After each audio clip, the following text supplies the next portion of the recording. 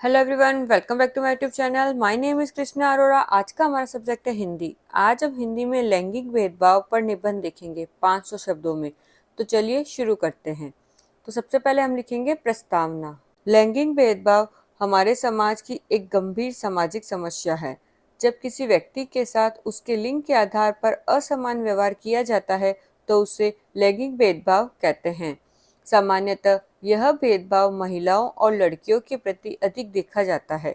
आधुनिक युग में भी समाज के अनेक क्षेत्रों में स्त्री और पुरुष के बीच असमानता बनी हुई है।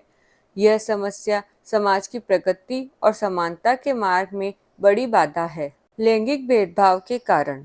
लैंगिक भेदभाव के पीछे कई कारण हैं। पुराने समय से चलती आ रही रूढ़िवादी सोच इसका प्रमुख कारण है। समाज में लड़कों को अधिक महत्व दिया जाता है, जबकि लड़कियों को कमजोर समझा जाता है। अशिक्षा और जागरूकता की कमी भी इस समस्या को बढ़ावा देती है। कई परिवारों में आज भी बेटियों की शिक्षा को आवश्यक नहीं माना जाता। आर्थिक निर्भरता और सामाजिक परंपराएं भी महिलाओं को पीछे रखने का कार्य करती है। अब है लैंगिक भेदभाव के रूप। लैंगिक भेदभाव अनेक रूपों में दिखाई देता है। लड़कियों को शिक्षा, पोषण और स्वास्थ्य सुविधाओं में कम अवसर दिए जाते हैं।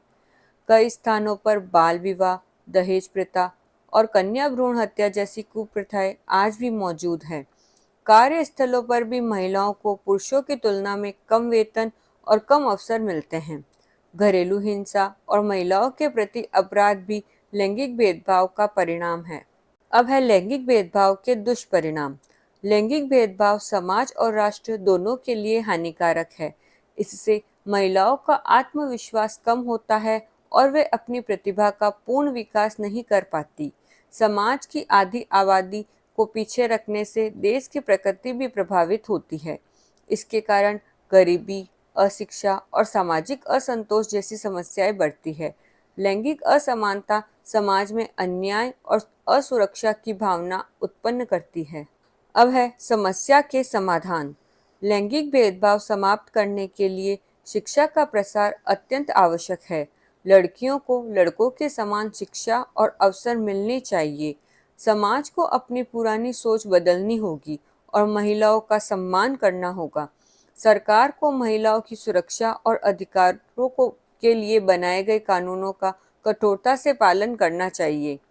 परिवारों को बेटा बेटी में भेदभाव नहीं करना चाहिए। महिलाओं को आत्मनिर्भर और सशक्त बनाने के लिए रोजगार और प्रशिक्षण के अवसर बढ़ाने चाहिए।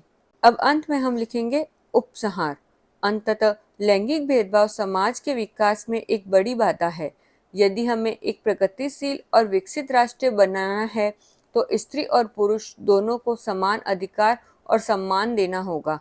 हमें ऐसा समाज बनाना चाहिए जहां बेटा और बेटी दोनों को समान अवसर मिल सके।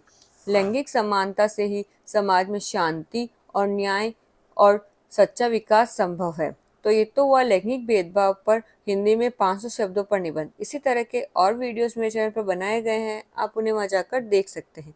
Thank you for watching. Like, subscribe and share.